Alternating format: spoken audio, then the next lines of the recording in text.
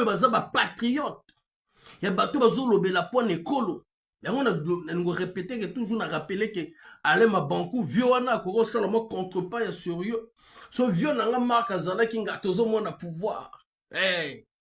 Vieux nanga pe à son âme parent nanga soki azalaki je vous dis que 2020 ezalaka 2021 décidaka que non coûte que coûte babimisa mokoko ou pas il fallait benda moshunu il fallait azwa bord fallait bende bonga ba comprendre makambo wana balobi bo il faut adjoka na shita sima maintenant likambo ezobeta malelo eza que nazo mi poser ba question nazo poser bino ba question congolais l'armée ba matisi bino ba salaire ko changer nini na vie na bino et ko changer nini na quotidien na bino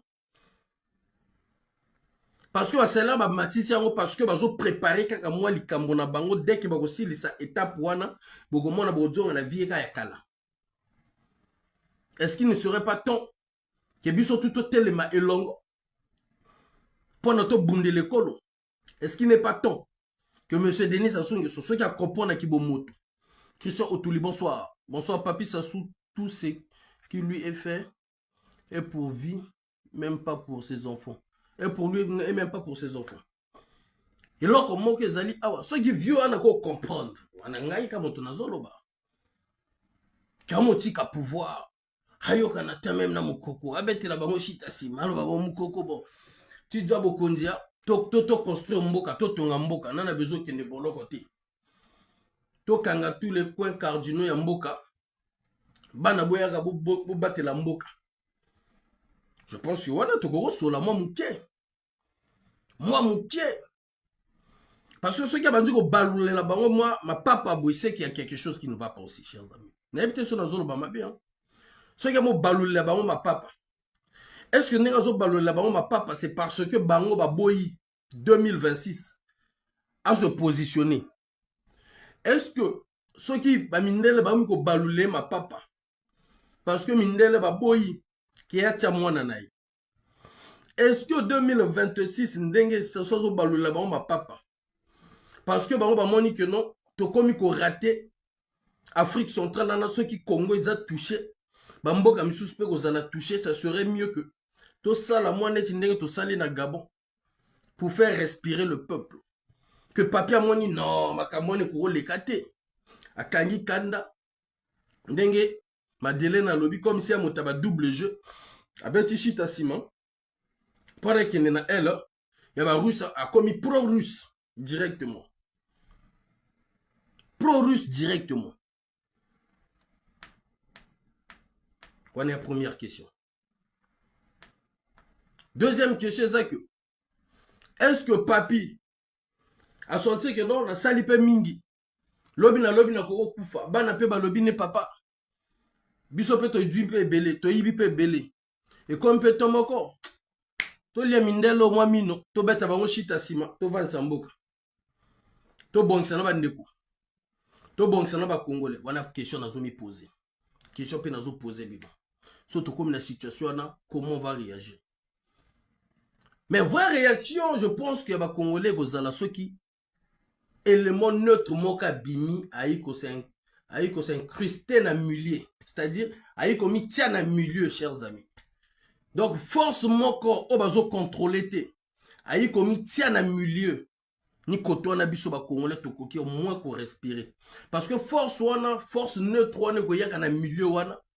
Akozala mwana ba parti oya banda ko décider makambo pour na peuple na biso parce que zali akozala moto oyo aza contrôler na moto te ni na gauche ni na droite te donc akoyoka ka pe moi makambo ya peuple oyo ye akoluka a améliorer mais ce qui force moko ya neutre yiko kota na milieu wana te chers amis et lorsque ko lekana c'est que soit Sassou Moto ko gagner chantage azo sala les Français ont dit que non, au lieu de perdre l'intérêt dans le Congo Brazzaville parce que ce soit comme il pourrait retirer moto, tout tika les sous.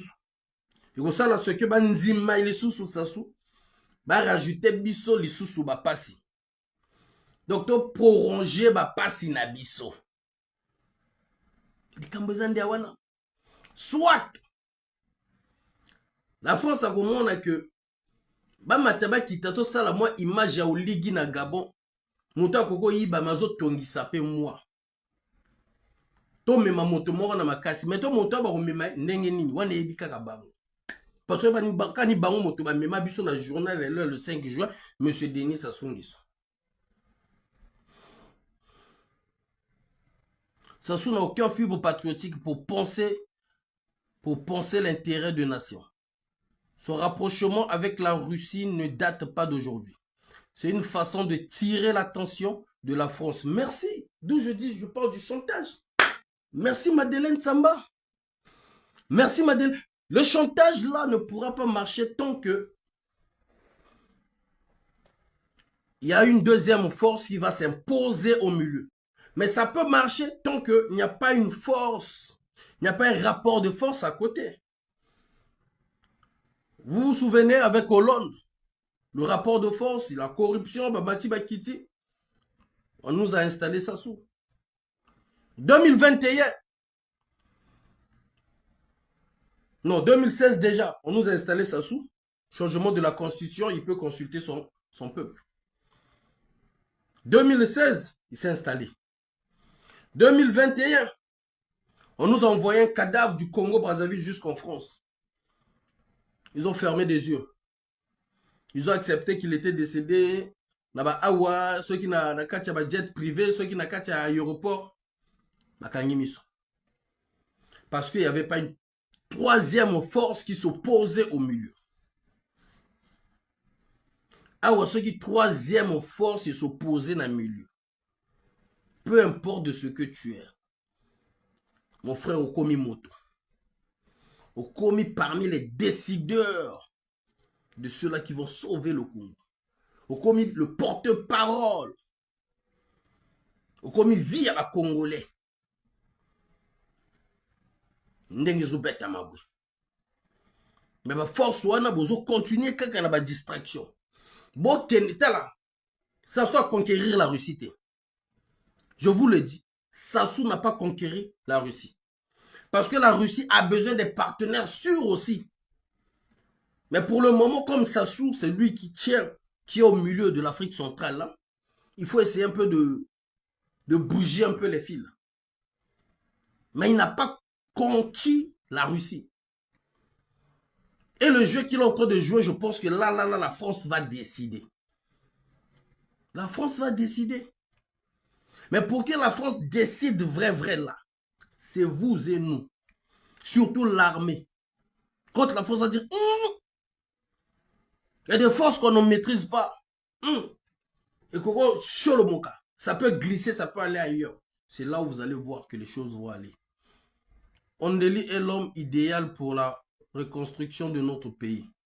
Christian Mungilongo.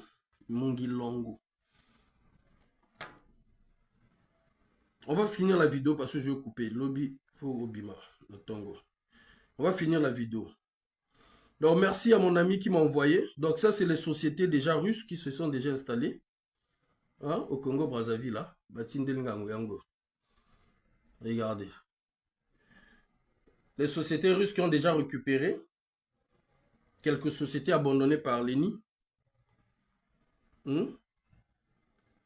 Donc là, la CNPC Eni Congo et Lukwal, signé avec Eni SPA, un contrat pour l'achat de la vente de gaz naturel liquéfié. Ça date de quand? En 2023, septembre 2023, donc même pas une année là. Voilà. Pour 800 millions de dollars, le groupe russe vient de mettre la main sur un quart de l'exploitation d'un champ gazier et pétrolier offshore, déjà opéré par l'Italien Eni et l'État. Merci mon frère. Donc ce qui signifie l'élan, chers amis, l'élan n'est pas zoloba, eza makambo, y a intérêt zoloba. Makambo, y a intérêt zoloba. Et la France le sait très bien que Bazo Ben Sabaron déjà na bamboka misusu, ils peuvent pas encore rater l'Afrique centrale. Ils peuvent pas encore rater l'Afrique centrale. Mais l'Afrique centrale, en gros, on a Congolais, distraction, il y a maman. Distraction, maman. La fois dernière, je disais quoi? Le jour que Alain Bankou, le poids qu'il fait, bah moi il y a bimi la Russie, bah moi il y a bimi déjà Elisa bima ka zonga ka komane ko yemba ya musique. Ma bimi boy na ndenga propre. Bah moi il y a bimi la Russie à zongi, bah moi il y a bimi Burkina Faso à zongi. Bah moi il y a bimi côté ma partenaire tout bah chinois bango to bimi chers amis. Dini le boté bonsoir. Bah tona ba koluka solution ya Congo. Ba koluka solution ya Congo. Ya mwana ndenge tozo sala bato azo sa ba distraction. Je vais bien, ma soeur. Rosanne Chok, bonsoir. Neba Congolais bana kati ya distraction. Ça soit zomi bundana pour que a installé pouvoir Nevanda. Parce qu'avec l'affaire de Rwanda, il y a Simba raté. Ils ont Simba nangote. Ils ont Simba nangote. Donc je vais mettre encore la vidéo puis on va couper. Ils ont Simba nangote. Ils ont Simba nangote. Donc on a besoin, il y a troisième force. Ok, le président Emmanuel Macron, bon, ok. Aujourd'hui, l'Afrique centrale est en danger. Soit, vous faites ça, parce que soit nous on va aller négocier avec d'autres partenaires. Un bon patriote nation Swana, je vous jure, un bon patriote nation Swana. Moi, enfin, si j'avais des moyens, je partirais voir la France, je partirais voir la Russie, je partirais voir la Chine, je partirais voir, comment on appelle l'Afrique du Sud, tous ces partenaires-là.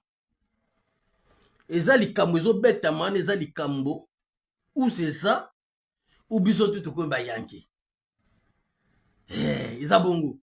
Malio to ko nzimata ko tele ma piki penda pikle pe lokola moninga mobala telemi. Ba Congolais bo se sous-estimer té. Bo se sous-estimer té. Ceux qui va Congolais bo rêver papier à pikle pende na la Russie, sur la Russie nzimie. Chers amis, likolo pe ko yate. Likolo pe ko yate. Oya go pikle ni oya go lia. Ceux qui ont pliqué, c'est-à-dire à me piquer pende pour les Congolais. On a tout le bani, il n'y a pas de souci. On a encore dernière vidéo tout le là. Il y a un lobby là Congolais. Bon le batte kono la RDC zola la tranquille, les zola la tranquillité. Oh la RDC zola Adami Florence, oh tia cagnotte. Oh la RDC zola le Congolais la tranquillité. Et Congolais la tranquillité. Et Congolais la tranquillité parce que ce Congo qui peut pas RDC Zouami. Maintenant, il reste à savoir, ma rencontre ce soir, Salaka et les Bosso. Na Félix Tshisekedi. Na président ya Togo. Na président ya, comment on appelle? Ya Ginani. Museveni, ya Ginani. Il y a 3 présidents. Tawa Kutanaka na premier ministre russe pour la première fois na Oyo. Est-ce que Zalaga Pouana ko balola ma papa contre Mindele? Wana nde ba question to mi poser. Est-ce que Zalaga Pouana wana? Ce qui Zalaga Pouana wana, ha, chers amis. Bino motobozo comprendre mambozo yakate, maman pilon sita. Congo ezo allons danger diplomatique, moko danger militaire, moko sécuritaire, moko rosakanate. Ba bébé nord bakosa. Ba bébé nord bakosa. C'est-à-dire tozo zana likambo. Ba français ou, ba rwandais ou, ba américain ou. C'est-à-dire nyose go beta makana kongwana. Nyoso la Russie ou, nyoso ego beta makana kongwana. Mouta ko zwa Congo mouta liboso makamoto evandikala. Mouta ko changer Congo sous région vandikala. Yango bozo mona station zo tepa. Vient nazo sali la ba chantage. Mais qui vivra monera. Qui vivra monera. Qui vivra monera. Si la France aussi continue à soutenir Denis Sassou Nguesso parce que Denis Sassou Nguesso est en train de leur faire du chantage, je pense qu'il y a des Congolais qui réfléchissent aussi. Il y a des Congolais qui réfléchissent. Voilà pourquoi les gens parlent le sentiment anti-français. Non, il n'y a pas le sentiment anti-français parce que nous, on sait l'enjeu qui se joue dans notre pays. En 2026, il va nous donner encore quoi, Denis Sassou Nguesso? Il va nous proposer encore quoi? Vous allez le maintenir. Hein? Vous allez le donner des moyens. Vous allez fermer des yeux. Ok? Lord Bikundu, bonsoir. Ok? Il y aura un Congolais qui va s'opposer. Et vous allez fermer les yeux comme on a bloqué aussi Moukoko au Kombi. Il n'y a pas de souci. Mais le jour qu'il y aura un bon patriote, c'est ce jour-là que vous allez ressentir que non, les Congolais n'ont plus besoin de ce partenariat-là avec des pays qui nous maintiennent dans la souffrance, avec des pays qui maintiennent nos dictateurs. C'est ça le grand problème. Quand on dit ça aux dirigeants français, c'est pas que on n'a pas besoin du partenariat. On a besoin du partenariat. On leur dit que Denis Sassou Nguesso devient un danger. Vous ne voulez pas écouter. Bon, si aujourd'hui Denis Sassou Nguesso décide maintenant, ok, il va vous faire, nous on appelle ça tourner les sandales. Il va vous faire le balosa ma papa, que ça va rester entre Congolais et Congolais. Mais toi, tu as qui l'a. Voilà, maintenant, les Congolais, il faut payer sa position là-bas, tout ça, là, n'engeni na moment. Parce que pour nous, on a dit, bateau, on a dit, ça, c'est comme un démon, et ça, comme ça, un démon. On aurait un choix à faire quand la période là arrivera, chers amis. Vous avez un choix à faire, on a le banana au bon banaté. Vous comprenez, hein? Le banana au bon banaté. Les Congolais auront un choix à faire. Si c'est pour la patrie, là, les Congolais auront un choix à faire. Kip Kachopa, ministre des Affaires étrangères russe, était à Oyo le 4 dernier. Il y a eu un gros truc qui se prépare. Oui, il y a un truc qui se prépare. Il y a un truc qui se prépare. On va refaire encore, on va remettre encore la vidéo. Donc, Congolais, vous avez une distraction, surtout l'armée. Vous avez l'armée là-dessus. Là, on a vu l'armée, vous avez vraiment. Parce que ceux qui, quelques bateaux, vendent ici, réunir Makanisi na bango, Bongo na bango, vous sauvez le pays, vous sauvez aussi les enfants Sassou, vous sauvez tout le monde, vous sauvez aussi même la sous-région. Ceux qui l'armée vous dû la décision bien. Vous sauvez lui-même Sassou, vous sauvez même ses enfants, vous sauvez la sous-région. Ce vous dû décision ya bien. Parce que ce soit yebi que ndenge zawana, ceux qui longole na ndenge ya force. Na ba chantage azo sala comme yemoko en danger na ba Rwandais. En danger dans la RDC, en danger dans les Français, les Russes vont élever les positions déjà. Donc, au sein de l'Elikambo, il y a bien, il y a souterrain, il y a bien. Je ne sais pas. Même Bembenaï n'a évité qu'on tenait Bakundu Kundango. SCTG. Non, moi je ne suis pas là soutenant pour les Makaya. Depuis on a toujours Kaya les sous-soutés. Moi je suis là pour le peuple, mon frère. Ah, Keep Zip. C'était toi. Tu as changé, on t'a encore bloqué, ma soeur. On t'a encore bloqué, je pense. Moi, les politiciens, Tozo Kabino le sous-souté, mon frère, s'il te plaît, désolé. Pour les Makaya, je sais que c'est un brave homme. Mais pour le moment, les politiques congolais, pour Ngaï, pardon, hein, Oti Kanabiso, Bisonde Tozo Lobaboué, Tolo Banabiso Kaboué, mon colo y est pas au partenariat bien, à ça la bloc, tout le monde a tout soutenir. Mais Ngafai, pardon. Hors du Vénestre. Bonsoir. Pardon, cher ami. À l'issue d'une réunion conjointe avec son homologue des affaires étrangères, mais aussi après un long entretien avec le président de la République congolaise, Denis Sassou Nguesso, Sergei Lavrov s'est présenté face aux journalistes en compagnie de son homologue. Il a entre autres évoqué les thématiques à avoir été abordées durant ces différents entretiens, notamment le développement des relations bilatérales, mais aussi la situation politique dans plusieurs pays de la région. Il a notamment évoqué la Centrafrique, mais aussi les États du Sahel, et il a été également question du conflit en Ukraine. Écoutez. Je pense que la position du président Sassou Nguesso est juste et honnête. La position, tout comme lors de notre précédente rencontre et de son entretien avec le président Poutine, compréhensif pour ce qui est de notre position et surtout pour ce qui est des raisons qui ont rendu nécessaire notre opération militaire spéciale. Il comprend aussi parfaitement que l'Ukraine est un outil utilisé par l'Occident pour infliger, selon les propres déclarations de ce dernier, une défaite stratégique à la Russie. Le président Sassou Nguesso, comme l'a plupart des dirigeants des pays de la majorité mondiale, tels que la Chine, l'Inde, le Brésil et l'Afrique du Sud, est convaincu qu'une négociation sans la participation de la Russie n'a aucun sens. La conférence pour la paix en Suisse, bien sûr, et nous l'avons dit à plusieurs reprises et tout le monde le comprend, toutes les politiques impartiales n'ont de sens que pour tenter de préserver le bloc anti-russe qui est en train de s'effondrer. Le ministre congolais des Affaires étrangères a également réagi à cette problématique ukrainienne en partageant un petit peu de son histoire personnelle. J'ai vécu une année en Ukraine, dans le Donbass. Je connais bien la région et dans mes années d'étudiant, j'ai appris un tout petit peu l'ukrainien. Et donc, je connais un peu la région et je pense que ce qui se passe dans ce pays, c'est quasiment une guerre civile. Beaucoup de ceux qui parlent de ces événements ne connaissent pas le pays. Même le ministre des Affaires étrangères a taclé l'OTAN. A taclé ma français, a taclé Mindele, ceux qui parlent de ce pays-là, bah yebimbo kangote. C'est-à-dire Congo comme souka et ma pro-russe. T'as la combat à Gouno, ce qu'on sortir que bozo koma moi, bozo moi na moi tunnel, c'est-à-dire mambo bako le balo et bato qui porte mais bon moment n'est que moi combien à Gougou. Ah ouais parce que tu as un moyen t. Ah parce que biso toi bato bon, c'est trop d'opportunité chers amis. Tu comme il va dans la katikati ya mambo ba décision mambo le Congo piam. Soit pour Nzima papier qu'en 2026 toi, il y a nous allons parler pour le développement du pays. Soit, qui m'a rappelé Mboga Nabiso, changer, il faut que l'on ait direct. Soit, qui m'a rappelé Mboga Misusu. Faites le choix.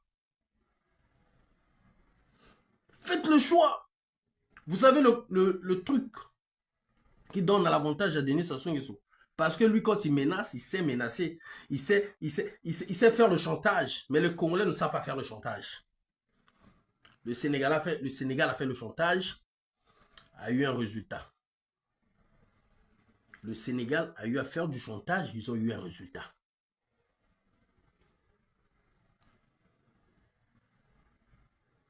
Ok? Comment on appelle? Au Gabon, quand ils ont senti que non, il y avait des forces qui commençaient à sortir de gauche à droite, qu'ils ne maîtrisaient pas, ils se sont dit non. Tant mieux d'arranger vite fait. Tant mieux d'arranger vite fait, n'est-ce pas? Ils n'ont pas arrangé, ils n'ont pas mis Oligui. Ils n'ont pas reçu Oligui à l'Élysée. Mais parce qu'ils savent que non, les intérêts seront menacés. Ils savent que non, sinon, fin de compte, les Gabonais vont demander que la France, que les bases militaires françaises dégagent. Maintenant, les Congolais, bon sang de Gonara Dede Jasko. Tozana Nini. Pour l'ouka opportunité, pour qu'il ne toque. Toko doit eyano, toko doit réponse. C'est-à-dire Koto Sassou, ministre des Affaires étrangères à Fongo, que non, biso tozana biso na bino Poutine. Ne vous en faites pas. Donc quand tu vas français, dans un service de renseignement, tu vas karaté. On va déclarer salamité, on va déclaration. On va déclarer une déclaration de guerre. Maintenant, na 4e Makambo Oyo, la France est tellement touchée. Si la France essaie de voir de l'autre côté, il n'y a personne qui peut faire le contrepoids. Qu'est-ce qu'il faut faire? C'est depuis 1997 que la France nous impose ce diable. Exactement. Si la France regarde de l'autre côté, personne qui peut faire le contrepoids. Qu'est-ce qu'il faut faire? Les gens sont dans la distraction. Bah écoutez, attendons seulement que M. Denis Sassou Nguesso puisse mourir. Et puis on va essayer, on va chercher à remplacer par une autre personne. Parce que si on essaie d'aller vite fait comme ça, là, on va perdre nos intérêts. Alors, ce qui est 3e force, c'est quoi dans le milieu. 3e force, ils ont menacé Denis Sassou Nguesso. 3e force, ils ont menacé P. Mindele. Chers amis. Chers amis. Atabino Moko. Atabino Moko. Nous, quand tu vas solo là, ils vont parler. Ils vont parler.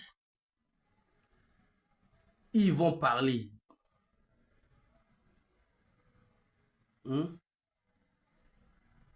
Oui, Jenny Louboutin, nous désirons le changement, mais le changement là, où tu le collègue, il faudrait qu'il y ait une troisième force qui va s'imposer. À l'issue d'une réunion conjointe avec... Bon, là, je son laisse des Nini Affaires ici la étrangères, porte mais 4. aussi après un long entretien avec le président de la République congolaise, Denis Sassou Nguesso, Sergei Lavrov s'est présenté face aux journalistes en compagnie de son homologue. Il a entre autres évoqué les thématiques à avoir été abordées durant ces différents entretiens, notamment le développement des relations bilatérales, mais aussi la situation politique dans plusieurs pays de la région. Il a notamment évoqué la Centrafrique, mais aussi les États du Sahel. Et il a été également question du conflit en Ukraine. Écoutez. Je pense que la position du président Sassou Nguesso est juste et honnête. Il s'est montré, tout comme lors de notre précédente rencontre et de son entretien avec le président Poutine, compréhensif pour ce qui est de notre position et surtout pour ce qui est des raisons qui ont rendu nécessaire notre opération militaire spéciale. Il comprend aussi parfaitement que l'Ukraine est un outil utilisé par l'Occident pour infliger, selon les propres déclarations de ce dernier, une défaite stratégique à la Russie. Le président Sassou Nguesso, comme la plupart des dirigeants des pays de la majorité mondiale, tels que la Chine, l'Inde, le Brésil et l'Afrique du Sud, est convaincu qu'une négociation sans la participation de la Russie n'a aucun sens. La conférence pour la paix en Suisse, bien sûr, et nous l'avons dit à plusieurs reprises et tout le monde le comprend, toutes les politiques impartiales n'ont de sens que pour tenter de préserver le bloc anti-russe qui est en train de s'effondrer. Le ministre congolais des Affaires étrangères a également réagi à cette problématique ukrainienne en partageant un petit peu de son histoire personnelle. J'ai vécu une année en Ukraine, dans le Donbass. Je connais bien la région et dans mes années d'étudiant, j'ai appris un tout petit peu l'ukrainien. Et donc, je connais un peu la région et je pense que ce qui se passe dans ce pays, c'est quasiment une guerre civile. Beaucoup de ceux qui parlent de ces événements ne connaissent pas le pays, ne connaissent ni l'Ukraine ni la Russie. Moi, j'ai toujours dit, on peut modifier l'histoire, on peut modifier le déroulement de l'histoire. Écoutez comment ils ont... La géographie, jamais on ne pourra la changer. On ne peut pas changer l'histoire entre l'Ukraine et la Russie. C'est-à-dire, pro-russe n'a pas de eh, Congolais, vous pouvez s'habiller sur mon poisson, ça vous peut s'habiller sur l'opportunité. C'est-à-dire, gouvernement congolais, lobby la bapouani, lobby que ba français bozo loba, l'auto bozo loba. Bo yebi histoire entre l'Ukraine et la Russie. Eh, beaucoup qui ont changé histoire wana te, démographie beaucoup changé en côté. Ndenge salamaninde ba comme na ba batala ko gouvernement na biso. Et moi, boye la France pour na nini? Question. L'Ukraine aura toujours comme voisin à l'est la Russie. Ce même ministre a ensuite évoqué le plan de paix africain destiné à mettre un terme à ce conflit en Ukraine. La position qui est la nôtre, qui est restée invariable. Invariable. C'est la recherche absolue d'une solution négociée. En ce qui concerne la conférence de Rabi ne change pas. Bergenstock en Suisse, la Fédération de Russie a été exclue et nous ne comprenons pas si c'est vraiment pour la recherche de la paix que ce... Aujourd'hui, le Congo ne comprend pas pourquoi la Russie a été exclue dans l'affaire Schengen, dans les Congo. Ah, Congo. C'est-à-dire, comme il va Yankee, non, ils sont comprendre la France. Mais ils ont oublié que c'est la France qui nous a imposé à la date d'aujourd'hui du 5 juin 97. La guerre de 5 juin, c'est la France là. Eux, ils ont oublié. Le ministre des Affaires étrangères congolais a dit non, moi je comprends pas. Pourquoi aujourd'hui, quand on parle du monde, on veut exclure la Russie, eux ils ne comprennent pas. Ah bon?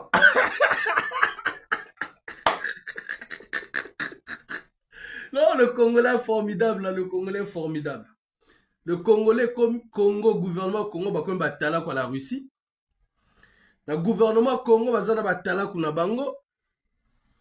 Batala coupé bazana ba espion na bango. Congo est formidable quoi. Mboka est génial. Mboka est génial. Mboka lengi. Ça c'est Mars 007 qui me dit la France sur le côté TikTok. La France a compris que maintenir les dictateurs au pouvoir aujourd'hui, ils perdent leur colonie. Merci. Mais ils vont perdre toutes les colonies. Ils vont les perdre. Ils vont le perdre. Ce n'est plus à discuter. Ils vont... Parce que là, ces dictateurs-là, c'est eux qui nous ont appris le mot dictateur en français, n'est-ce pas? Les opposants, n'est-ce pas? Mais ici, on ne parle pas opposante Marie Le Pen. On parle du parti de Marie Le Pen. On ne parle pas que l'opposant est tel. Ils ont maintenu ces dictateurs ne veulent plus lâcher. Et ces dictateurs commencent à nous faire, ils commencent à leur faire perdre les colonies. Et aujourd'hui, ils cherchent maintenant comment faire. Comment faire maintenant? Ça aussi dit, ceux qui vont longolinga, li beba Congo, beba kaka, ezika kaka, vous aurez rien.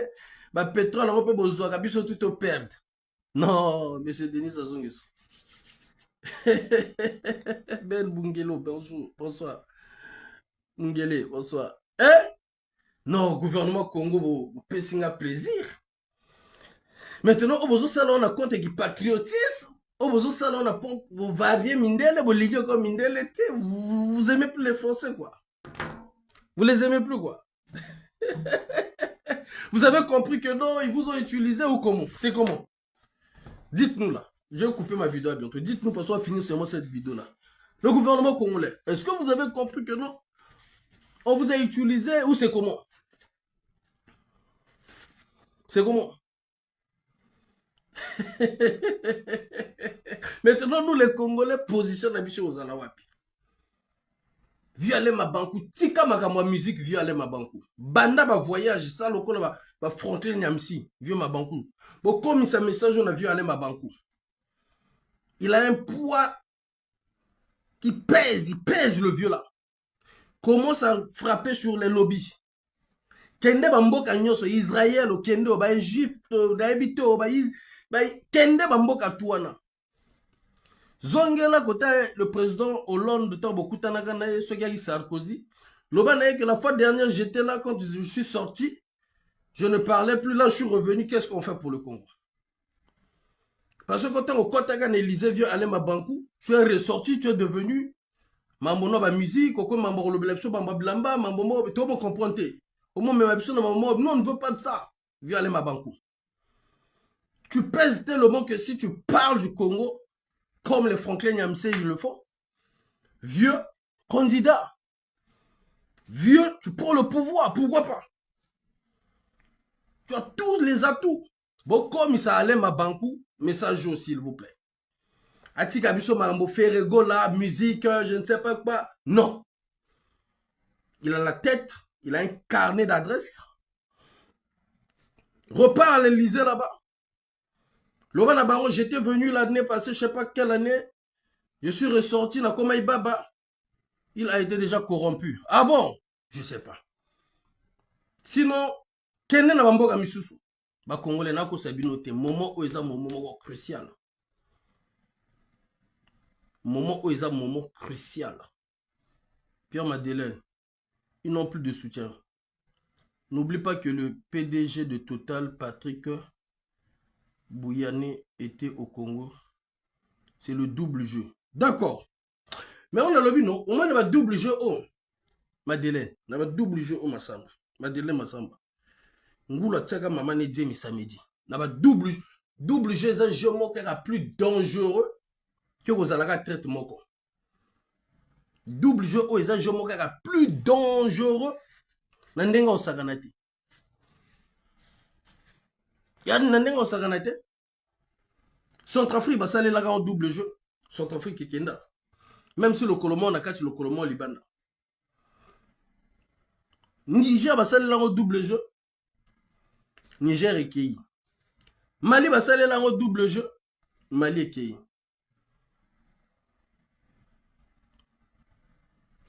Bafa.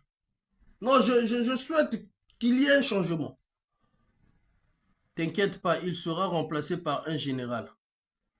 Ah bon, Cécile. Tant mieux alors. Merci Cécile. Que la France a déjà. Ok, il n'y a pas de problème. Nous, on fait que voir tout ce que nous voulons. C'est pouvoir respirer un peu de l'alternance là, qu'on essaie de voir un peu comme à Kinshasa, là où les journalistes, là où les gens peuvent émettre leur opinion sans pourtant être inquiétés. C'est ce que nous voulons aussi pour le Congo-Brazzaville. Mais moi, quand même la France choisit là, moi je veux qu'il y ait un neutre, un Congolais neutre qui sera au milieu. Un Congolais neutre qui sera au milieu. Parce que double jeu, pas double jeu, ça va se passer comme au Gabon. Merci. Double jeu, pas double jeu, chers amis, mais pourquoi zozika ndenge balobanaki Congo? Pourquoi zozika bato bazokanisa kaka bapoala pour que zozika, mais pourquoi ye moto azozika? Hey. To continue. Une réunion conjointe à cette problématique ukrainienne en partageant un petit peu de son histoire personnelle. J'ai vécu une année en Ukraine, dans le Donbass. Je connais bien la région et dans mes années d'étudiant, j'ai appris un tout petit peu l'ukrainien. Et donc, je connais un peu la région. Et je pense que ce qui se passe dans ce pays, c'est quasiment une guerre civile. Beaucoup de ceux qui parlent de ces événements ne connaissent pas le pays, ne connaissent ni l'Ukraine ni la Russie. Moi, j'ai toujours dit, on peut modifier l'histoire, on peut modifier le déroulement de l'histoire, mais la géographie, jamais on ne pourra la changer. L'Ukraine aura toujours comme voisin à l'est la Russie. Ce même ministre a ensuite évoqué le plan de paix africain destiné à mettre un terme à ce conflit en Ukraine. La position qui est la nôtre, qui est restée invariable. Invariable. C'est la recherche absolue d'une solution négociée. En ce qui concerne la conférence de Bergenstock en Suisse, la Fédération de Russie a été exclue et nous ne comprenons pas si c'est vraiment pour la recherche de la paix que se réunit cette conférence. On ne comprend pas. Évidemment, dans un conflit de ce genre, si on recherche vraiment la paix, ben, il faut autour de la table les deux protagonistes. J'ai ensuite pu poser une question à Sergei Lavrov concernant le Merci Gildas. Scott Ritter, cet ancien inspecteur des Nations Unies, désormais chroniqueur sur RT, à qui on a refusé d'embarquer dans l'avion qui voulait quitter New York pour se rendre en Russie afin de participer au Forum économique de Saint-Pétersbourg. Voici sa réponse. Non, Scott Ritter n'est pas citoyen russe, du moins il n'a pas déposé de demande de nationalité russe. Du point de vue légal, nous ne pouvons donc rien entreprendre, mais il n'est pas difficile d'avoir une idée sur notre évaluation de la situation. Il s'agit d'un nouvel exemple parmi beaucoup d'autres qui prouvent que les États-Unis, qui se font passer pour le meneur de la démocratie dans le monde entier, sont devenus un État policier, et ce depuis longtemps. Voici donc ce que l'on peut retenir de la visite express de Sergei Lavrov en République du Congo. On a d'ailleurs vu une grande complicité entre les deux ministres, une complicité qui vient illustrer en fait une coopération de longue date depuis plusieurs dizaines d'années entre la Fédération de Russie et la République du Congo. Chers amis, Fonakata, Congolais, Tolamuka, Banoko, l'armée, Matisse Mino salaire, non? Décret présidentiel, Matisse salaire. Parce que bah yebi que non mambezo décider maintenant. Ma kambuza komi décider maintenant là. À venir ya bino na bana na bino za ko somi décider lelo awa. Ba opposant obobimara na moment d'élection. On profitait bo kende ko tala. Ba partenaire bo kende ko solo là. Comme a dit Madeleine. Ole ke obobima net moninga na muso a proposer nga Paulin Makaya, loba na vieux Paulin Makaya. Depuis Abimana Boloko, silence radio. Ndenge zali bongo, aki no mona ba partenaire. A solana ba parce que l'enjeu crucial c'est maintenant. Ouais. Biso to ko soutenir ba ton côté. Ba Congolais ba soutenir moto o ya ki la ina partenaire ya makasi. Pour da ko ya ko mitia na katikati pour le changement. Pour l'alternance au Congo-Brazzaville. On va plus soutenir des gens comme ça. Oh non, nakati yo to so au PC 2000. Non, il n'y en aura pas. Toi, on a besoin au monde. Et puis, on a appel na ba compatriotes ba soutenir moto koyaka na million na tolingi moto neutre, c'est-à-dire moto koyaka, c'est-à-dire vos élections na élection te 2000 ta vos na ba décembre bonzo mema ba campagne électorale ba shir ba te to akuna te hein. Vraiment besoin se décider boy. Maintenant noko oyazo loba que non na yebi politique te Congo soki ayokani na la Russie yakanti RDC kozala na kati ya calme. Parce que RDC, président Nabino, a joué nani na jeu ya niaou. Y'a beaucoup na niaou. Nani a décidé partenaire na été. Partenaire n'a prouvé du contrat jusqu'à présent. Ils ont la France, ils ont les États-Unis côté azo kendole là. Pareil, y'a ennemi na bangope. Ezali na Rwanda. C'est-à-dire changement gozalagate. Changement équilibre gozalagate. Parce que bon, on a besoin de minerais na bino, on a besoin de mabele na bino. Bino besoin de lila ko ta même bateau. Besoin changer ti. Et ba français ba yebi, ba américain ba yebi que ceux qui s'assoient sali qui sérieux na la Russie wana. Ceux qui s'assoient sali qui sérieux na la Russie wana, c'est que la sous-région et gozala na kati en danger. Voilà, la sous-région gozala na kati en danger. Voilà.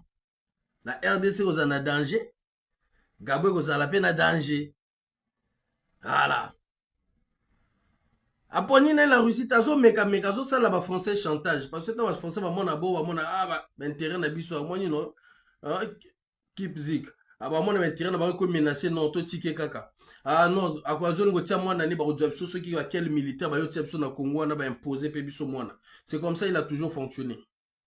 So ba congolais bolali ba ko imposer biso bana na ye. Ba congolais bolali opposition koute zala na on anité déjà résistance pe ko silaka nango. Ah ça il faut le dire. Bino kanti bato ba ko vanda kaka vina bango bimbato zalaka ko sala ba vidéo toko lemba na biso to komi ko se préoccuper na ba vie na biso pe na bana na biso so to kangama na étranger to kangama na étranger. Bino mo bolingo mi la mukate. Et loko déjà kokai ko rappeler kokai ko tirer attention na bino. Comment se fait-il ba matisi ou ba augmenter salaire kaka ya ba militaire ya ba policier ya ba gendarmerie mais ya ba enseignant et loko ya été. Ya ba médecin et loko ya été. Ba domaine tout etikali ba augmenter bino ata salaire ata 1 euro rien. Rien de chez rien. Pourquoi? Parce qu'on a besoin, il y a confiance à l'armée, on a besoin de confiance, il y a un uniforme. Na université Marion Ngwabila tia bino vidéo, bato bazo tanga couro ezate. Molili na molili. Molili na molili. Bino ba pesi bino mbongo, ba augmenter bino salaire. Mais vie à bana na bino go changer gete. Avenir ya ba koko na bino go changer gete. Pasi na pasi. Mbongo ba augmenter wana ça fait combien? Oko futa nyongo na intérêt de qui mbongo tu esili. N'est-ce pas? Hein? Pasi na pasi. Pasi na pasi. Bojana tchabino vidéo. Université Marion Ngwabi. En pleine université Marion Ngwabi. Kouré Ekei. Kouré Ekei. La kati université Marion Ngwabi.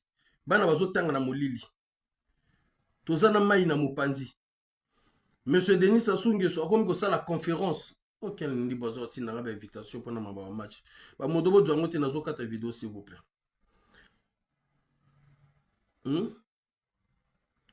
Yazo yendo ça la conférence interlibyenne. A yendo bongse magamba ba libyen. Kadhafi a mema mai na désert. Kadhafi a longo la djwa mai mema na désert. Yo kendo ko bongse magambo ya batu. Yo moko mai yo lemban ko djo memi na robinet. Courant na yo moko uta na mai. Olembani ko djwa courant na mai, deuxième fleuve le plus puissant. Oktia courant na ba congolais nyoso olembani. Mozo no bongisa mambo ba Libye. Mambo ba Libye bolingo ki do bongisa. O bato bo bwandengini, bino bwandengini. Bwandengini. Et l'armée yango, ba soldat yango bozo mona nyoso wana tuti. Ça vous dit rien. Ils ont choqué binoté. Bozo mona o vie moro normal. Vie moro normal. On a l'école. Mariam Ngwabi. Vous le voyez, non? Est-ce que vous le voyez? Là-bas, téléphone. Voilà. L'obscurité ne veut rien dire.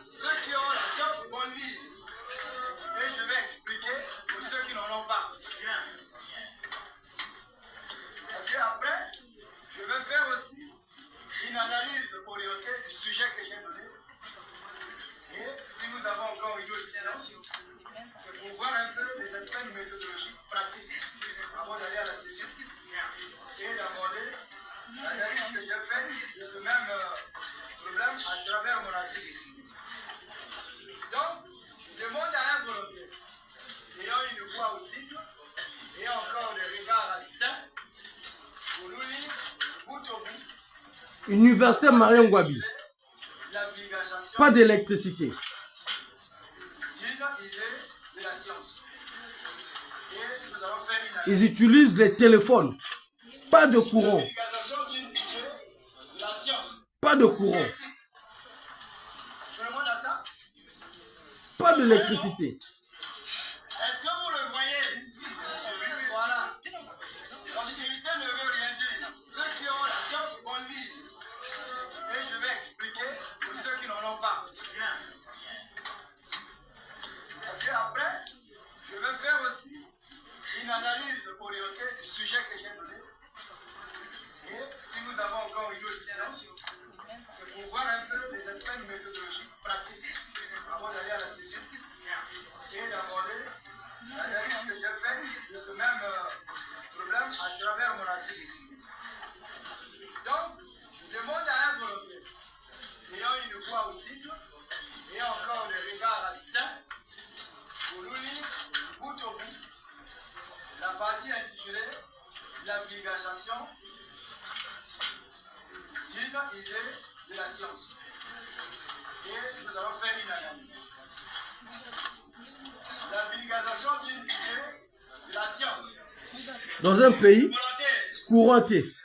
Université Marion Ngouabi. Et là, qui si va enseigner belé, bimi si va colonel belé, et bimi si va généraux et belé, bimi si va cadre belé. Les lois courant étaient dans l'université.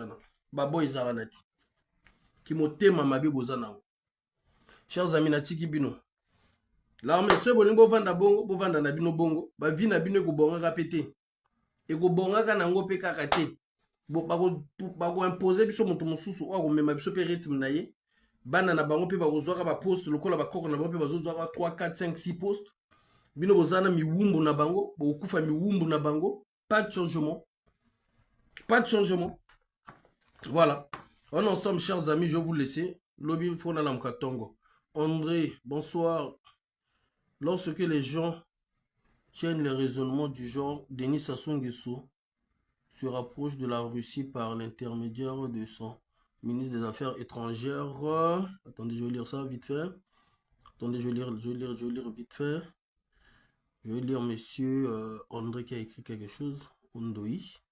À Facebook, c'est où? Et qui tu as pris? Attendez, je vais lire ça ici vite fait. Attendez. Attendez. Je vais lire ça vite fait. André, monsieur André. Lorsque les gens tiennent les raisonnements du genre, Denis Sassou Nguesso se rapproche de la Russie par l'intermédiaire de son ministre des Affaires étrangères, Sergueï Lavrov, en visite à Oyo, dénote certaines formes d'idiotie sociologique. Cela dénote aussi d'une ignorance congéniale. 90% de l'état-major des forces armées congolaises a été formé en Russie ou en URSS. Si vous croyez que Sassou Nguesso se rapproche de la Russie, je vous suggère vivement d'aller revoir votre instruction. D'accord. Bon. Évitez ceux à répondre. Yo, ceux qui sont là, là, on fatigué. La routine kaka. La routine à propos. Il y a le ministre des Affaires étrangères encore. Bino motoboya opé sera ba masolo ya nini ya politique awa. Rotiango yo moko yoka. Son homologue des Affaires étrangères, mais Ceux aussi qui yo ceux qui ont l'équipe bango na mayele ou bango moto ba interpréter mabe comme yo l'accès qui français minene awa. Na tia yo interview o yo yoka. Et puis yo moko mi répondre encore na question na yo moko. un long entretien avec le président de la République congolaise, Denis Sassou Nguesso. Sergueï Lavrov s'est présenté face aux journalistes en compagnie de son homologue.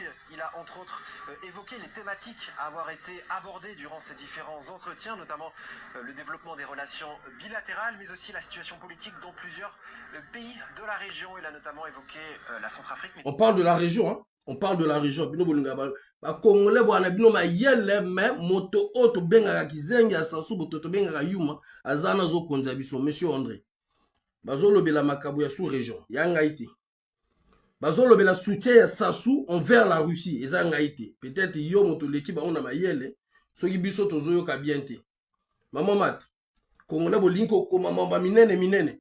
bazo lukela bino ba minene bozo koma awa bokendo luka ki partenariat bo luka ko changer mboka bon na éviter peut-être oza no peka ka mota ya bangeso so za mota bangeso rapporter bango idéologie na yo mayele no pour qu'il y ait le changement au Congo ramener bango mayele na yo pour que ba meka ko tia électricité na Congo memela bango mayele na yo titre émission na yo et lobby nini te eza ko loba nini te eza soutien titre émission na nge lobby nini eza rapprochement te tant bazo soutenir moto eza nini ah yo moto uti oloba nga na lobby ya ngai yo banzo loba na ngai titre vidéo na nge lobby titre vidéo na nge lobby chantage ça soit zo ça la chantage azo se rapprocher na la Russie maintenant yo soko moni ngo eza bongo te expliquer biso maintenant vidéo oyo o bango bazo loba oyo e lobby nini parce que ba congolais boy trop mayele vidéo na bango moko yango yo monsieur André tozo finga na te tozo solo la grand frère na petit frère na tangi mambo lobby nga na lobby boy Sassou Nguesso zo salela la France chantage ninga mesana ko salela la France chantage maintenant yo so zo ndima zo salela la France chantage te d'accord nga maintenant nazo mi tuna yo l'armée bazo matisa ba matisel bango ba salaire na critère ya nini ba mati bango ba salaire so ba mati bango salaire pe c'est critère ezela ki nini pourquoi ba matisi ba salaire na ba médecin te pourquoi ba matisi ba salaire na ba enseignant te pourquoi situation ya Congo sociologiquement ndengo zolobana sociologiquement eza ko évoluer ti question titre vidéo na ngeza que ça soit ça la chantage titre vidéo na ngeza que lelo soki bato lokola bino botanga ba sociologie bo meki ko bima ba Franklin Nyamse boke ko luka ba partenaire misusu ba français pe ba ko luka pe ba vanda to solo la soki ba russe pe ba ko luka to vanda to solo la oh Sassou n'a pas besoin de la France pour sa stratégie. Au moins, il y a un homme qui Sassou, on dit comme il faut un makaka. Oh, Sassou n'a pas besoin de la France pour la stratégie militaire. Mais biso to yebi que ceux qui s'assoient dans le pouvoir ils ont la France. Nebi ko zano mota Sassou. Au moins, il est bon à ne saluer moi pas si na comprendre na vie na André. Wando ya nga pe comme na André. Na comprendre que ça lui pas si. Mais Sassou a besoin de la France. Parce que ce que la France a décidé à Kala la Sassou, stratégie militaire na yewane ngake simbate. Parce que Sassou a pu à français. Sassou ba français motuba mimai. Loba nanga le contraire ceux qui ont russe motuba mimai. La France est en perte de vitesse, ça on le sait mon frère André. Biso tout ozo contester makamo la France à ça là parce que la France yé mota comme ici Sassou na yebi ozo protéger nos Sassou. To yebi que mota comme ici Sassou bongo eza la France. Ya ngwana le lope tozo la la France mi sapi pa no lobane moto obino bo imposer ye. Yo le lobo ouanga ni pe la France monsieur André. Yo poko bino mota la Russie y a pas de problème. Mais on to lobi que moto wana o la France alobaki azana droit de changer constitution. Moto wana lelo Avanzo pesa bango mutu pasi. 85% de l'état-major des forces armées congolaises est formé en Russie. Mon frère, doyen André, quelle arme aux le belanga? Mon frère André, quelle est l'arme aux le belanga? L'armée n'a biso bunda wapi. Mon frère André, naebi nazo finga ba militaire na biso te. Mais nazo tuna l'armée n'a biso bundé la wapi. L'armée n'a biso ne bundé la wapi. Ce que militaire désolé. Quel déjà militaire à s'opposer na makambo zoleka na mboka. Même koloba bolemba na koloba. Parce que na yebi faut zala ou oza militaire ou oza no motape c'était. Mon frère André. La France est en perte de vitesse soit na toyebi yango. On tout toyebi yango. Yango na toyebi koloba na bango que même la France n'est en perte de vitesse, ça y a ko tia biso pe motaki na perte de vitesse ya depuis kala. A imposer biso ye. Hadi ba militaire français ba yaka ko aider ko installer. Va ou fou. Wana pe na kosi yango. A utiliser ba frontière pour na ko memela biso ça s'ouvre ou fou. Pour nyezala ba russe te moto ba yaka ko installer. Lo bobo wanga na la France mon frère André. Bobo wanga na la France ndoyi nanga. Bo wanga na bino la France. Bazaneti ako bunda po na ko telema ba politique. Na comporte est-ce que baza na tina ya ko bunda po na ko teleme la politique. Boza na besoin de bundate. Mais maintenant, moto a dit dernier mot. Ma dernière décision, ceux qui va montrer que Mboke ceux qui ne m'habillent. Tout le monde est dans Mali, non? Maintenant, moto a dit ma dernière décision. Toujours, bah, noté bossa la coup d'état, même na Gabon, Pembe Nabino. Parce que boye boza Nabino ba yuma. Désolé, noko André Sokoza militaire. Boza ba yuma. Boza ba yuma. Boza encore l'armée à Kalanate. Obiso to yebaka. Ozana noko aza sergent. Penzo sentir que Ngambe Mobali, ozo sentir que non. Fierté Zalaka. L'armée na biso boza ba yuma. Désolé pendant le bano bongo noko. Vous avez encore un sens de l'armée na biso. Parce que Tiboué, vous avez une décision. Ba boma bino ba chef na bino tout ya ba commandant ba général ba tia na bolok ba bimisa ata moko kuta abudate. Tika biso to vanda na biso lo ba biso 90% ya l'armée na biso ba former na Russie ba sala bino ki l'armée na bino ka koto na biso ba civil. Ka koto na biso ba civil ba yuma na biso non ka biso. Ka biso. Olo bananga l'armée na biso boy na boy. Ba ongolais ba côté la biso na Congouana. Bosalani. Ah grand André. Viens na André. Ongolais ko côté la biso attaque biso na Congo en pleine mboka na biso bosalani. Gabon. Et yaka ko boma même ba chef de village na Congouana. Ndoi na André bosalani. RDC ou tinda bino a obika kala mingi te même pas un mois. Murphy. Ah, noko André. RDC tinzi minoka obu. Yakala mingi te bosalini. Poigno bimsa e sociologie. Poigno bimsa e sociologie. Bomani nga. Bomani biso. Batoloko la biso. Toko soutenir bino. Mokolo bo décider bo vanta mboka etelema. Toko lia ba mindele mino biso bo. Toko yaka pembeni na bino pona ko bundela Congo. Toko yako aider bino. Parce que vous avez un vrai yuma. Vous avez un souka ba mama ya yuma. RDC tindi binoka obi moko so mi balé. Vous lemba na go reprendre. Pendant la guerre biso obi na biso uta brasé kenda RDC. RDC tinda biso yango encore. Ah, vous tika biso le Congo, bon, l'armée congolaise a combattu, je ne sais pas encore, du MPA, je ne sais pas quoi, pour l'indépendance de l'Angola. On est à Kalakala, on est à l'armée, Zalakanani l'armée. Ah, vous voyez qui est l'armée? Grand André. Ndoi. N'a pas de là, les hommes, mais mamsous. Quelle armée vous commandez en Wana? Au Congo, le combat a nostalgie, Grand André. A combattu en Tchad, il y a quelle année? Vous combattez en Tchad, il y a quelle année? Pour que nous combattre contre Badinga, c'est bien. Mais pour une fois, vous attaquer les en pleine mboka, vous allez réagir. Pour une réagir, vous allez réagir. Vous allez bella ba colonel, et bella ba colonel major, et bella ba général. Vous allez réagir. Biso ba civil, tu soutenir bino. Tala. Vous avez bini. Soit qui même papier à l'objet à pouvoir, à donner ce pouvoir, tu bon samboka, tu t'aimes samboka. Même mindele, tu lia bango mino. Tu regardes sunga bino. L'armée. Au moins, la Burkina Faso, non, bah, civil, bah, du Mindoki. Civil, hein, à Simondo qui a gardé frontière. Tu regardes aider Bino. Tu regardes aider Bino, grand André. Quelle armée? Quelle armée? Ma casse n'a Bino kaka, espionnage. Ma casse n'a Bino de Luka Abiso, Bokanga Abiso, Bokanga ba DGST, Bokanga Abiso, bo empoisonné, que bo utiliser, que basi. Ma casse n'a Bino kaka na Biso.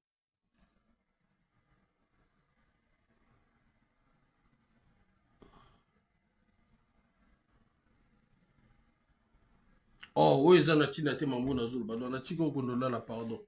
Na tiko kondola la vie, pardon, moi on brouille biso. Chers compatriotes, na tiki bino, hein? Na tiki bino, parce que vieux anga bung sa mutu, l'armée. Na via zozan mbila. Na bite bambila, na evi ke bunde wozan na bino ana bokoma ba jololo. Oh, l'armée. Bon, l'armée mo bima bataba koma ka bataba nostalgie. Vieux yako bebe sangana ba vieux na bambila. Oh, oui, on peut ça maintenant. Congo là comment monter nostalgie. Via zolo banango Congo bundaka na momo Tchad, Congo bundaka na momo so ya MPA. Mboka mo bimbaka bato mo vivre na nostalgie. Ba ninja ba vivre na nostalgie, ba cobra na nostalgie, bino tout botikala bata nostalgie. Bata nostalgie, c'est-à-dire bato bo botikala na suka na film. baninga lelo batelemeli la France baninga lelo bazotelemela c'est-à-dire balobi économie na biso bopima te embargo toko bundelongo toko telemelongo militaire civil mwasi mobali bango tu liboke moko azobundela mboka bino komaka nostalgie cité peka ndenge bobumaka nchuruti ndenge bokenda okanga nchuru comme l'armée na bino komaka bon cité peka ndenge bokenda okanga nchuru ndenge bojwa pe mukoko bojwe bobwake na boloko force na bino ka entre bino ba compatriotes na bandeko na bino mo ba congolais so ba peso ka bion wana ojwa tenu na okuna oya oyo sa espionnage bomo luka fay boluki ko bato ba obomisa fay force na bino ka nywana ona lo ba malobetanga tina gabo angwana lelo gabo bato ba ne sengote même si ça ils a transparence ya munene te RDC angwana pembe na bino wana ba ne sengote. Oh, une armée est une force de dissuasion. Dissuasion de quoi? Oh, viens avant. Vois c'est-à-dire yo, wambi la mort, c'est-à-dire motomo ka ba émotion vient nangon. Dissuasion, quelle dissuasion? Dissuasion. Yanine. Bon dissuade déjà quel mboka. Bon dissuader déjà quel mboka. Gabo et Takabiso et Kota na Congo et Boma chef de village et Bima bo dissuader ba onani Ongolais Kota ne nyata biso nyata biso ba Ongolais ba nyata biso na ba frontière na biso moko ba Bima bo dissuader ba onani merci JD LJ viens comédie viens ni mamba comédie oh bino makasi na bino kana biso tozo luka l'armée na biso tellement bon on distrait biso kaka mais bato ba idéologie donc au moins likambo ya Gabo wana eza vrai likambo ya Malonga oh bino bosala déjà ni oh moins likambo Gabo likambo Malonga bino bosala ni eloba na bino bosala ni vieti loba yo kendo bunda guerre wapi soko cité biso le poulate cité biso guerre obunda cité biso guerre obunda kende ba nostalgie te MPN ndongo lobi Angola ce qui Tchad kokende na wana te cité biso guerre obunda déjà viondre cité biso ngano metoto kende bwana okendo lala cité biso guerre obunda vieux cité biso guerre obunda mais soit lobi cité biso ba congolais oyo kanga ou même parfois yo boma parce que batinda ordre parce que montana o s'opposer parce que montana lo balokolanga cahier même il y a 288 pages na kalato okende na l'école aussi là. Surtout le beau comme Kaya 288 pages aussi les saoundoui. Au moins il cambo basali na gaboza ya China. Oh, après combien des années? Après combien des années? Viens drôle et la vérité parce que c'est la vérité t'es heureux il a mignon gogo zala na te vina. Oui maman nazo le besoin vérité. Et ça parce que bino to koma na bino na bomo après tu comprends ba trahison ezala na mais yo posa na besoin changement ndenge monanga comme yo ko déjà na commentaire moyo lo bako négativement ya été parce que lobby ba kotinda pe ba ninga na pe bazo sur biso ba ko zoyo et ya bongoti mboka mama ba noko na tiki bino kuna ba manika bo solo la na vie na onde kuna mama Matati bino bata Facebook. Vraiment. Kofi alinga Gabo ezalaka continuité ba bongo. Bani wasali mo eloko. Congolais kaka critique. Ah ouais, au cité biso même ndenge to aider l'Afrique du Sud.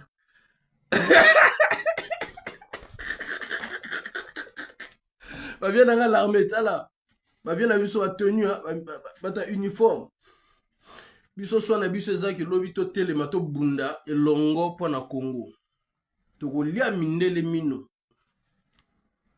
parce que to yebi bango moto basala ce que biso na biso to bebana to bomana to yebi yango mende pona kokoma na niveau wana il faut nani yo ozana esprit patriotique parce que ngana zanango neti ba ninga misusu ba mboka misusu basali yango ba comporte que non mboka na biso moko pendant des années guerre ezosalama na tel coin alors que guerre wana bacreye yango mpona baminere na biso.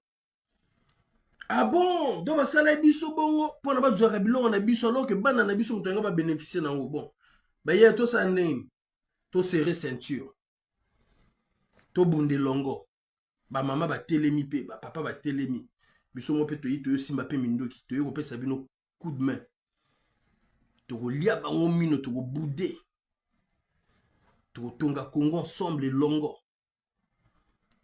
Mais pour na kokoma na niveau wana déjà il faut koma na kibo niveau ya kibo moto pour no zwa ngai lokola ennemi na hotel lokola adversaire na hotel faut koma na kibo moto yo soki ba pesio vient na André ba pesio soki 2 millions ba dio passeport ba tioka visa ba mission passeport diplomatique ba lobi kene na force kendo luka fai na bandika même depuis na aéroport au sale la vidéo au sale la vidéo. Maintenant, comme à un niveau que ma pression maintenant bon, ma pression pour le bino au boudi. Comme à un niveau là. Congo les autres gens abisso bateau bazan à niveau là. Ba moi pe bon, tout ça là pe belé, to iba qui pour longo, tout ça là pe boy, tout ça ndeni. A papier moins ndeni. Ndenge za boye, on la mer. Là il nous va nana oyo, na ke bolo côté. Bana mer au moins ndeni mukoko kombi ba petit nanga bon. Bon, nous avons un partenariat pour sécuriser mboka ndenge ezali tolia mindele mino. Moi non viande c'est qui a moi non c'est qui a attends côté idéologie ta la méthode idéologie vient nga méthode la biminete papi na yiwe ah petit na mukoko petit na okombi bon ba petit na umisi bino pe na boloko ndenge za boye o signer mukanda bobima boloko mais boye bi que bato asala soki na bomisa awa eza bato wana mais lelo baluke lingai. Mais dans le vrai, il faut tout tongisa mboka parce que banana pe ba iba tongisa, il faut ba vivre, ba continuer à vivre. Ba ça na le yenga bien. Mais bon lobini, ah bon, tu protéger ban n'y a pas de problème, blog bo yibi bo continuer na bino, bo zala na bino bon. Mais obo bimisa na libanda bo zongisa na mboka.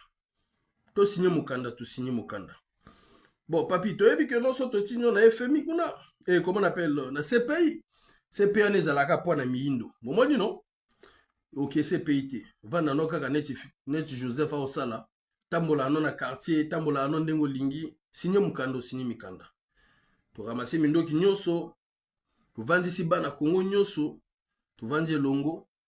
Ndenge za boye maintenant to luka ba partenaire to protéger mboka. To luki ba partenaire ya bien. To mwani ba minéré na biso. Ba chinois bino ozwa na boni o 1,5 million bon. To matabino on a 2,5 millions. Entre-temps, tel village, koto bodjwaka ba minéraux, il faut retirer bango l'hôpital. Toyokani. Il faut retirer bango le col. Toyokani. So botie bongo te nganda. Bon. Na ponto kuna bana muto benda pétrole. Ah biso to benda pétrole. Bon. Boso yaki mona ton, ya gravité to matisa mingi te.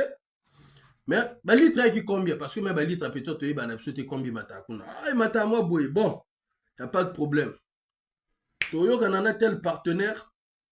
Ah, yo ça le longo benda pétrole là, y a pas de problème. Le matériel non bloc non tout. Pétrole est kende libanda te. Faut ba traiter quand on a mboka et puis ça ba na misala. Toyokani OK. Tu tiens na mboka. Na musala awa directeur nani. Oh non, moi italien moko boye moi béninois mo te, il fait za la mona mboka. Toyokani. Tu tiens wana. On a idéologie vienanga. Et kozala net ekozala tina moko te pote eza na tina ata mugenzo bya comédien bitika repasser ya voita la bien vrai c'est-à-dire moi azomona ka intérêt na ye quoi donc tout zolo ba pona na tina moko te ouais espoir PCT faut longola nao. C'est-à-dire que tu as cette proposition, nous avons fait ça, nous allons arrêter de mon côté.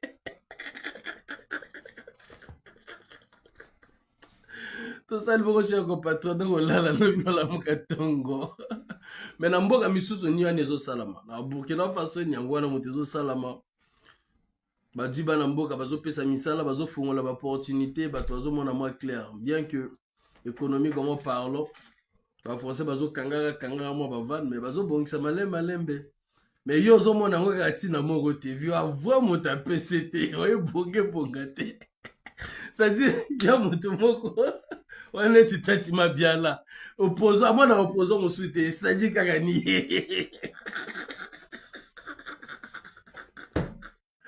Donc ça leur a plaisir à nini viola André Ndoyi.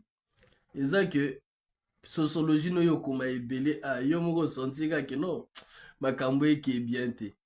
Parce que mambo na lo parce ya ina tina te vient na ti e ngozala te ngozano a te. Soki ezalaka te malonga te ngozala te mais na yebi na mboka kuna comme bana oyo bana na kati ya fête ba osala en rediffusion. Et puis bah mambo na lo ba ezala te le moya solo. Dans le vrai ezala ya solo. Porte ya bien kofungola papi nywana mokola ko tiango noko.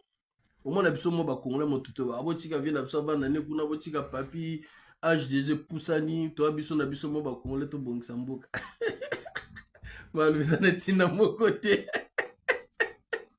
Chers amis, je vous aime tellement tôt. On est ensemble. Prince Bakala, bonsoir. On est ensemble. Burkina Faso, exemple, Bakomi. Moi souverain. Mais oui, mon frère. Mais oui. Mais oui. Mais oui. Viens à biso, viens à Ndoyi nanga André, faut na ndotana ni profil, ne parfois mbila. Faut dire na ndotana. André. Ndoyi, na jana tana ni nao. Na ndola pardon. Via vrai à bominga fo oh suka na mama ya PCT oh. Alobi iloko moga na tina te kwa. Wapi yo dila na luko. Dila na luko Ndoyi. Na ndola pardon. André.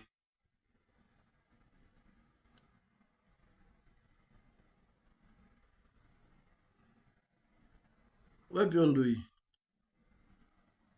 Oh. Mon est-ce que c'est André. Ok, ouais. Ikias.